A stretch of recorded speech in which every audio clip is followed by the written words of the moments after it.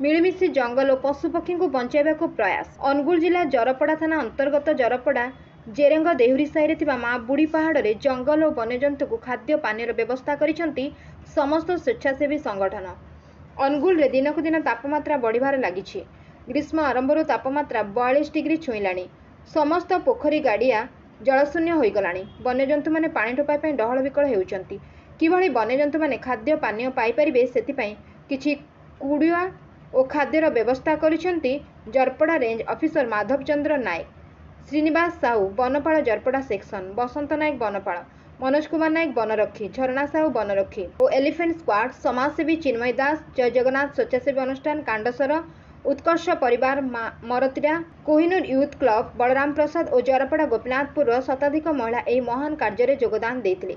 यही कार्य को आगक जारी रहिबो बोली जरपड़ा रेंज ऑफिसर माधव चंद्र नायक प्रकाश करिसेंती।